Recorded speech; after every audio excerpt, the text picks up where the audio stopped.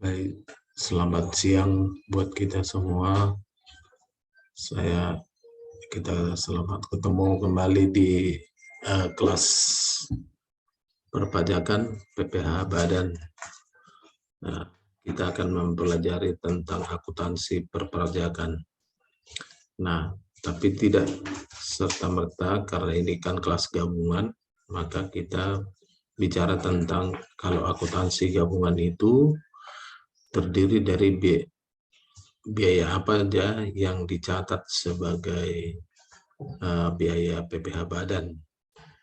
Nah, kalau misalnya dalam menyusun SPT PPH badan, maka kita perlu belajar mengenai biaya-biaya apa aja sih yang bisa dibiayakan dan yang tidak bisa dibiayakan. Supaya berdasarkan itu nanti kita bisa meminimais pertanyaan daripada pihak pajak terhadap kita, ya.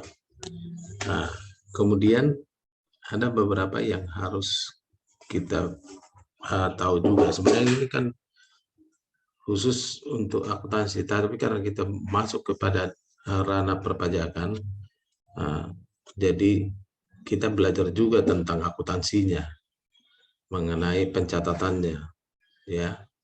Jadi di dalam aturan perpajakan itu ada namanya konsep biayanya, biaya yang dapat dikurangkan dari penghasilan bruto sesuai dengan pasal 6 Undang-Undang PPH.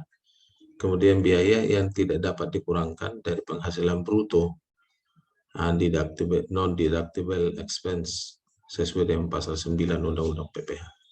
Kemudian biaya yang merupakan objek pemotongan PPH pasal 21, 22, 23, 26 dan pasal 4 ayat 2 final maupun yang bukan. Kemudian yang berikutnya adalah pengeluaran dan biaya yang tidak dapat dikurangkan dalam menghitung penghasilan kena pajak menurut PP nomor 138 tahun 2000. Kemudian biaya kategori deductible dan non-deductible lain berdasarkan peraturan pelaksana ketentuan undang-undang perpajakan.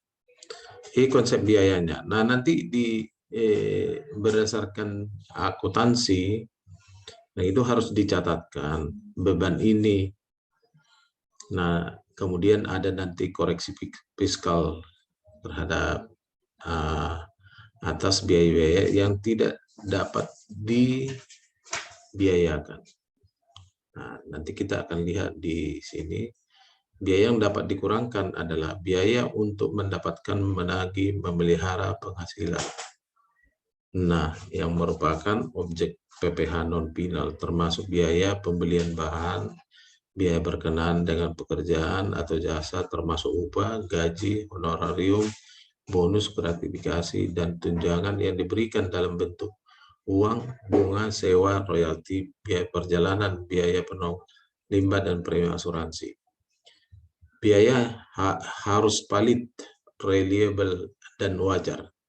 Maksudnya biaya-biaya terkait dengan ini, misalnya bahan baku, ada nanti keterkaitannya dengan PPN. Apakah dipungut PPN-nya atau tidak, atau dibayarkan.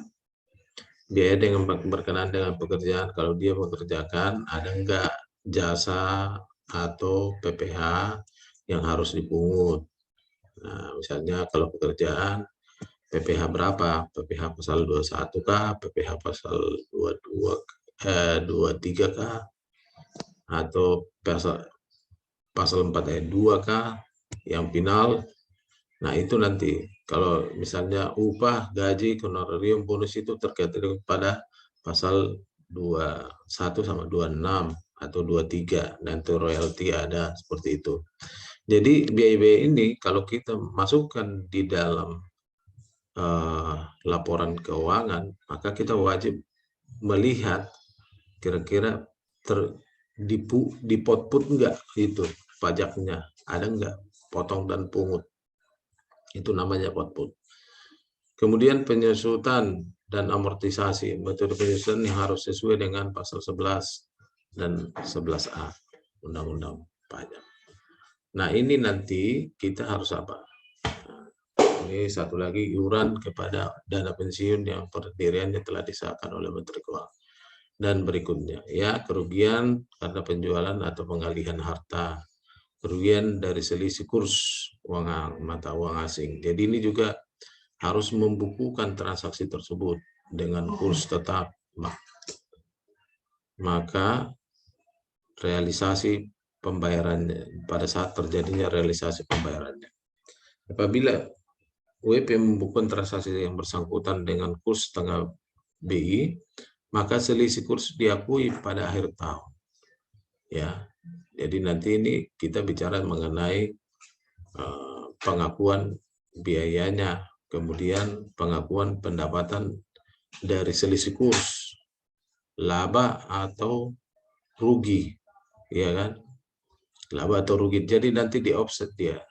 Kalau rugi tanggal berapa dengan tanggal berapa, kalau untung tanggal berapa, nanti di offset. Jadi totalnya dalam setahun apakah rugi atau laba, ya itu ya.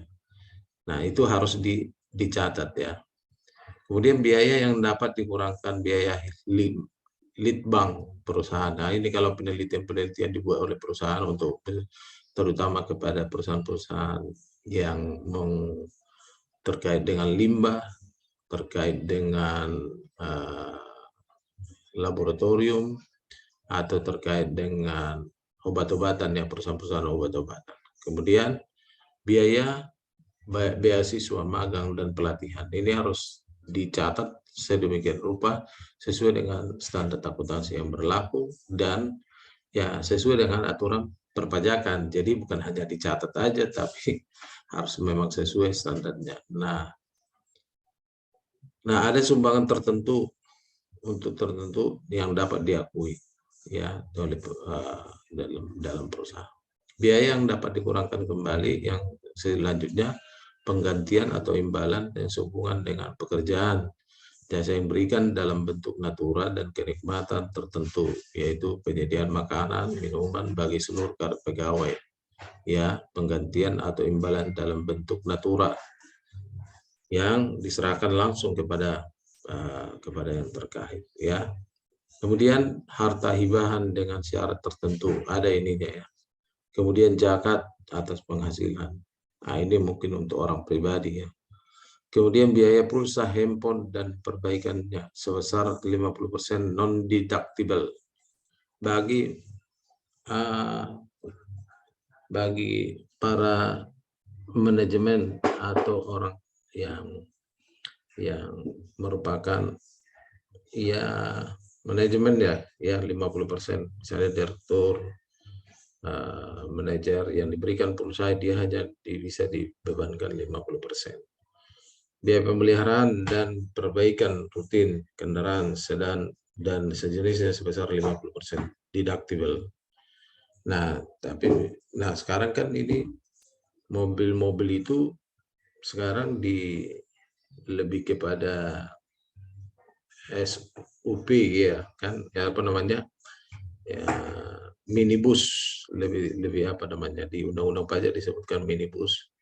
Nah, itu bisa dibebankan biaya pemeliharaannya secara 100%. Tetapi bagi mobil yang memiliki atau para petinggi-petinggi perusahaan itu yang memiliki mobil misalnya sedan, itu hanya 50% yang bisa dibiayakan.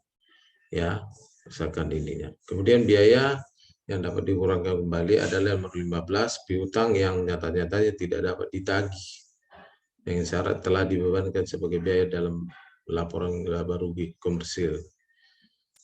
Ya, jadi kalau ada piutang sesuai dengan ketentuan yang berlaku, misalnya umur piutangnya sudah berapa tahun. Kalau lebih dari setahun gimana gitu loh, apakah mau di write off atau tidak gitu kan. Nah, ini perlu disampaikan tadi disebutkan untuk supaya bisa mengikuti syarat ini supaya bisa dibiayakan. Nah, itu yang perlu kita ketahui.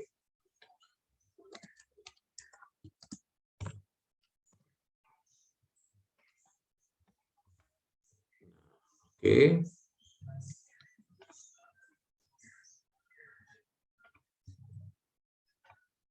Nah, itu yang berikutnya, dan ini biaya yang tidak dapat dibebankan, pembagian laba dengan nama dan bentuk apapun. Biaya yang dibebankan yang dikeluarkan untuk kepentingan pribadi pemegang saham ini tidak bisa. Pembentukan atau pemupukan dana cadangan. Nah, ini makanya ada namanya koreksi fiskal. Koreksi fiskal itu dilakukan atas biaya-biaya ini.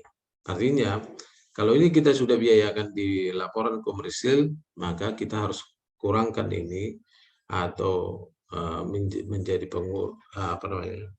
koreksi tambahan. Artinya biaya ini tidak boleh diakui kecuali untuk hal-hal tertentu.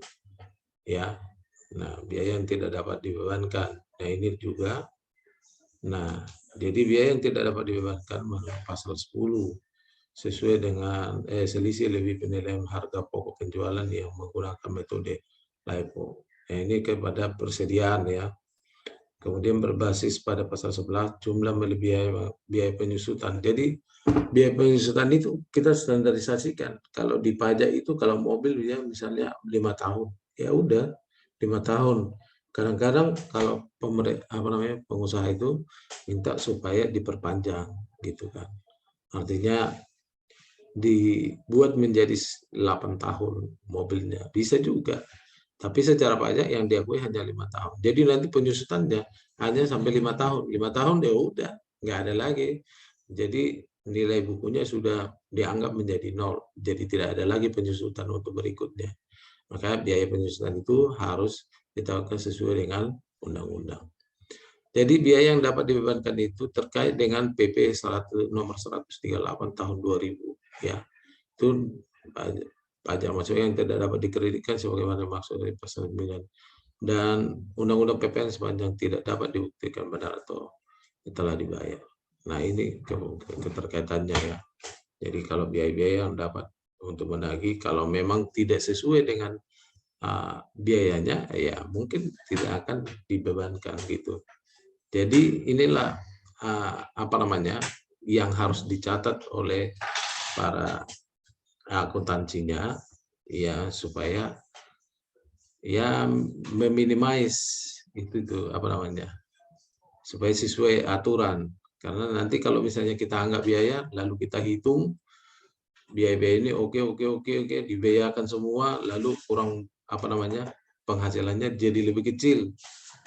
Tapi kalau orang pajak nanti melihat, nah ini tidak sesuai, maka kita harus mengerti tentang biaya itu. Maka pada waktu kita melakukan pencatatan, nah itulah yang akan menjadi dasarnya.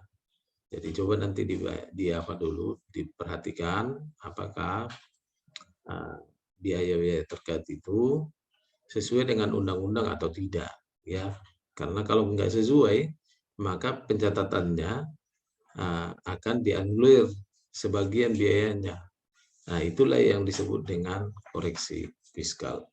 Jadi nanti kalau misalnya pendapatannya 100 juta, lalu biayanya menjadi 94 juta, jadi kurang bayarnya menjadi pajak terhutangnya dasar perhitungan pajak terhutangnya dari 6 juta. Kalau itu 11% sekarang, nah berarti cuma kecil kan. Nah padahal nanti begitu masuk ke pajak, nanti itu bisa dilakukan pemeriksaan, kan nanti akan bisa bukan hanya 6 juta kali 11%, tapi bisa jadi menjadi 20 juta atau 30 juta gitu kan, karena dikoreksi biayanya. Artinya pajak tidak mengakui misalnya sumbangan kepada hal-hal yang tidak sesuai lah dengan perusahaan. Sumbangan itu juga sampai semua tidak dianggap biaya. Entertain misalnya, tadi sudah disebutkan di situ. Itu bukan merupakan biaya. Nah, oleh karena itu maka kita perlu melakukan pencatatan secara komersil dan melakukan koreksi secara fiskal. Jadi ini komersil, misalnya laporan perusahaannya. Lalu disesuaikan laporan perusahaan itu dengan ketentuan perundang-undangan dalam perpajakan. Nah, undang-undang pajak menyatakan mana biaya ini disetujui, biaya entertain disetujui enggak, tidak disetujui. Telepon direksi disetujui berapa? 50%. Ya udah 50%. Nah, jadi walaupun komersil kita untungnya hanya 6 juta, secara fiskal nanti bisa jadi sampai 30 juta gitu loh. Artinya karena dikoreksi-koreksi itu biayanya ya. Karena tidak berkaitan dengan usaha yang menjadi core bisnisnya, artinya usahanya bengkel, tapi dia jual bedak dan ini misalnya ada biaya bedak apa itu nggak masuk maksudnya seperti itu. Jadi jauh itunya. Jadi harus berkaitan. Kalau nggak berkaitan nanti salah. Ya nanti dipelajari juga mengenai penyusutan ya. Di penyusutan itu disebutkan mengenai ini saya juga bahas. Jadi nanti ada dua hal yang terjadi. Penyusutan atas aset, kemudian harta yang dimiliki oleh perusahaan, bukan yang dimiliki orang lain, artinya dimiliki oleh perusahaan. Kemudian aktiva yang dimiliki, aktiva tidak berwujud yang dimiliki oleh perusahaan. Lalu itu penyusutan yang bisa disusutkan. Lalu gimana dengan yang disebutkan dengan amortisasi? Nah, amortisasi itu terkait dengan biaya yang dibayar di depan, diamortisasi. Atau aset dalam aset lain, misalnya itu namanya diamortisasi, biaya yang dibebankan di depan dan dilakukan pembiayaannya berdasarkan metode saldo menurun, jadi sehingga setiap tahun nanti ditentukan berapa tahun dia, baru dia bisa menyusutkan setiap tahunnya. Kalau nggak, misalnya ditentukan di sini, kalau dia 4 tahun berapa persen per tahun, kalau dia misalnya 2 tahun berarti berapa persen, ya itu. Ada ketentuannya ini, tarif lurus, garis lurus, dan saldo menurun. Ya, nah ini biaya-biaya yang aktif untuk diamortisasi. Ya, biaya pendirian, biaya perluasan modal, tarif berdasarkan kelompok atau hartanya ya. Kemudian pengeluaran untuk memperoleh hak penambangan, migas, misalnya kan dibiayakan dulu, biayakan semua, baru nanti diamortisasi setiap tahun kayak gitu. Ya. Nah, itu yang terkait dengan kita punya pelajaran kita hari ini tentang akuntansi. Akuntansinya nanti kita akan pelajari minggu depan mengenai bagaimana kita cara menjurnal. Nah, itu sebenarnya ini kan bagian dari accounting. Tetapi kita harus mencatat itu biaya-biaya ini berdasarkan ketentuan perpajakan supaya sesuai kan. Ya, ini yang bisa kita ini kan. Kalau ada pertanyaan nanti kita boleh sampaikan di kelas. Terima kasih.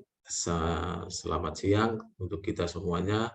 Semoga nanti dapat dipelajari. Kemudian nanti saya akan berikan tugas terkait dengan apa yang kita pelajari hari ini. Selamat siang semua. Terima kasih. Sampai ketemu minggu depan di waktu yang sama.